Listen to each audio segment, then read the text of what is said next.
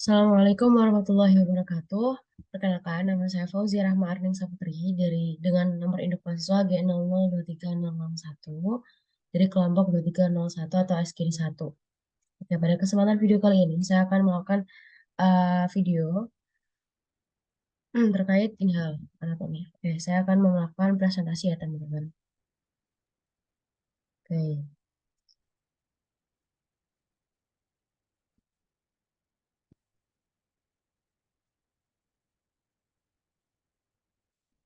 jadi yang pertama itu untuk soalnya yaitu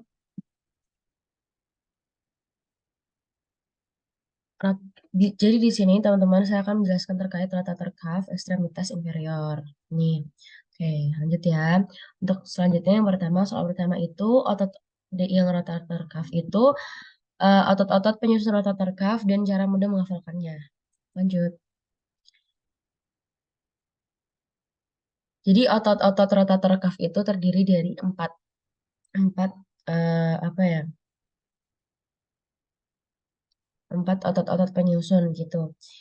Jadi cara penghafalannya yang mudah itu tuh bentar gitu ya. Otot rotator cuff itu dimulai pada tulang belikat atau scapula ini di sini dan bergabung sebagai tendon untuk membentuk penutup tebal di bagian atas humerus. Nih, terus tulang di lengan atas atau tulang di lengan atas. Terus cara menghafalkannya itu cara cepatnya yaitu pakai metode SIT, supraspinatus, infraspinatus, teres minor sama subscapularis. SIT gitu. SIT.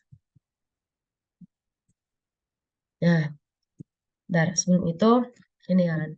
Pertama kan tadi kan ada empat penyusun tendonnya, tendon rotator cuff-nya. Nah, ini saya akan menjelaskan terkait musculus supraspinatus terlebih dahulu. Jadi di supraspinatus atau nama lainnya itu musculus supraspinatus itu tuh di bagian ini kayak di scapula yang paling atas supraspinatusnya yang atas gitu, yang hijau ini ya teman-teman. Nah, untuk yang infraspinatus ini yang sini yang lebih lebar. Terus lanjut untuk yang selanjutnya yaitu untuk di teres minor itu tuh di bagian agak kecil ini di sini. Kalau latinnya itu musculus teres minor. Nah, di sini ya. Terus untuk yang musculus subscapularis itu yang lebih gede yang kayak di tulang belikatnya gitu. Oke, lanjut. Nah, yang kedua itu inervasi dan origoinsertio musculus menyusun rotator cuff gitu. Untuk yang muskulinya itu kan tadi kan ada empat otot-otot penyusun rotator cuff kan. Nah, untuk yang inversi origo insertio musculusnya itu, pertama untuk musculus supraspinatus, itu tuh origonya fossa supraspinatus. Untuk insertionnya itu tuberculum maius humeri. Untuk inervasinya itu nervus suprascapularis. Dan untuk fungsinya itu sebagai abduksi brachium. Kedua yaitu untuk musculi infraspinatus itu origonya itu fossa infraspinata, insertionnya itu tuberculum sumeri, untuk inversinya itu subscapularis dan untuk fungsinya itu lateral rotasis brachium. Dan untuk yang ketiga itu teres minor, T, sit, T ya. Teres minor itu untuk origonya itu margo axillaris scapula, untuk insertionnya itu tuberculum maius humeri, untuk inervasinya itu di nervus axillaris, dan untuk fungsinya itu lateral rotasi brachium. Terus untuk yang terakhir itu subscapularis, S-nya yang terakhir itu subscapularis itu sebagai fossa subscapularis. Dan untuk insertionnya itu tuberculum minus humeri, yang tadi maius, tapi untuk yang scapularis itu yang minus, minus humeri. Terus untuk inervasinya itu di nervus subscapularis superior at inferior. At itu kayak dan gitu ya, superior dan inferiornya. Dan untuk fungsinya sendiri itu sebagai medial rotasi brachium. Gitu. Lanjut, selanjutnya yaitu, nah ini nomor tiga ya teman-teman, maaf ya. Nomor tiga, ini maaf salah. Nomor tiga itu klinis yang biasa terjadi pada rotator cuff. Jadi untuk klinisnya tersendiri itu tuh, eh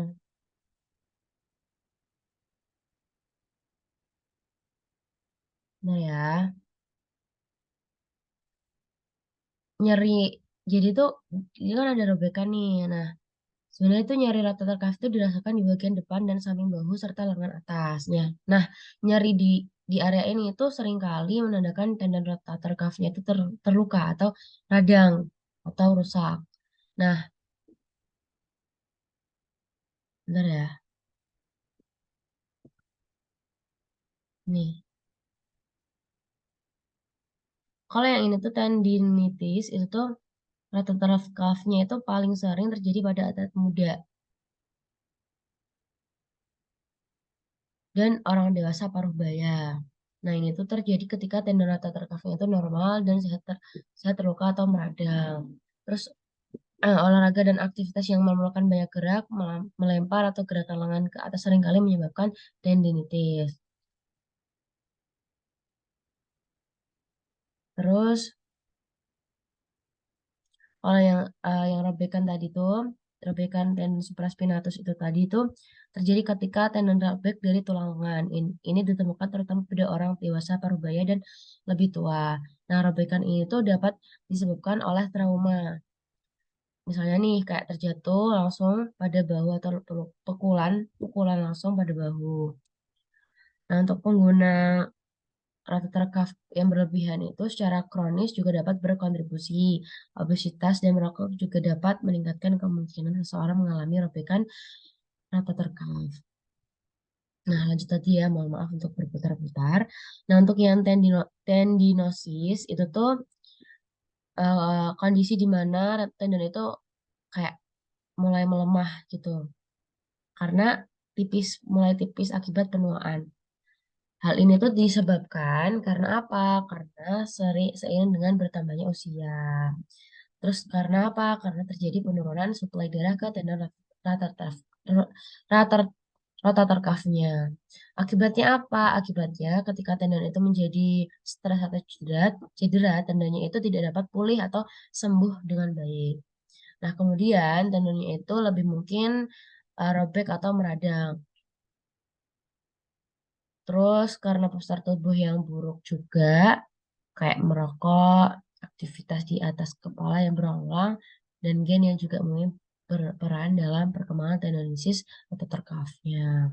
Tuh, lihat ya. Nah, untuk yang nomor tiga yang pertanyaan, yang untuk apa? Bentar. Untuk yang pertanyaan ekstremitas inferior yang saat seseorang melakukan squat, otot mana sajakah yang berkontraksi di regio femur? Nah, untuk jelaskan beserta inovasinya per muskulusnya. Jadi, untuk yang apa squat ini tuh kan seseorang melakukan squat ya, teman-teman. Nah, beberapa otot di regio femur itu tuh yang berkontraksi itu utamanya itu di quadriceps femoris, terus di biceps femoris,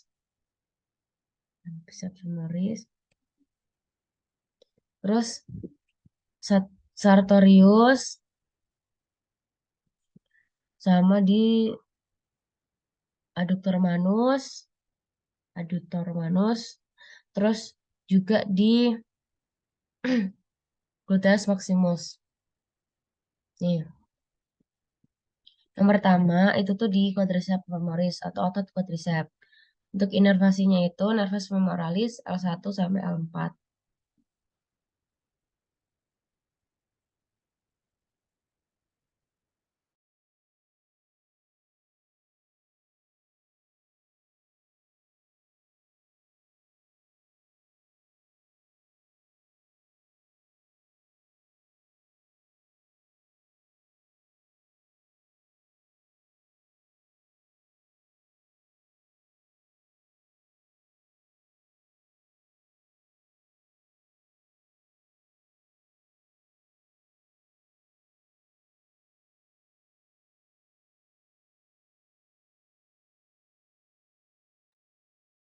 Mohon maaf, saya ulang yang bagian pertama itu quadriceps femoris.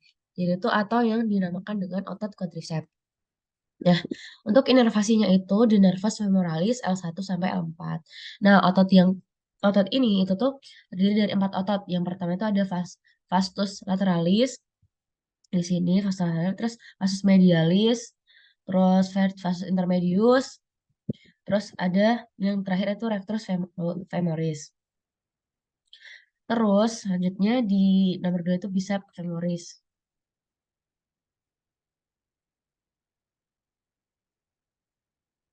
Bentar ya, teman-teman. Oke. Yang nomor 3 sartorius itu tuh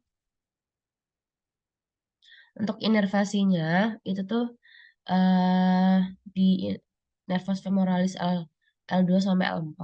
Untuk sartorius ini itu tuh untuk membantu fleksi panggul dan lutut serta membantu menggerakkan kaki dalam posisi silang gitu. Terus ada adductor manus. Untuk adductor manusnya itu inervasinya itu di nervus obturator di L2 sampai L4 untuk bagian adductor dan cabang tibial nervus ischiadicus L4 sampai S3 untuk bagian hamstring. Terus untuk adductor manusnya itu tuh fungsinya itu sebagai untuk menggerakkan paha ke dalam dan menjaga keseimbangan. Terus yang terakhir tuh ada gluteus maximus. Di gluteus maximus itu inervasinya itu cabang tibial nervus ischiadicus L5 sampai S2.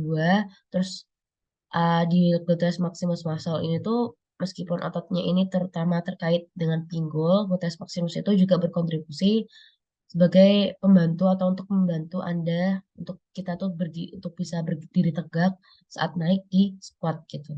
Kan naik turun kalau squat, terus habis itu untuk apa untuk kontraksi, untuk membantu untuk kontraksi, terus untuk membantu untuk berdiri tegak tuh di gluteus maximus gitu. Oke, cukup sekian dari saya. Fauzia Rahma. Wassalamualaikum warahmatullahi wabarakatuh.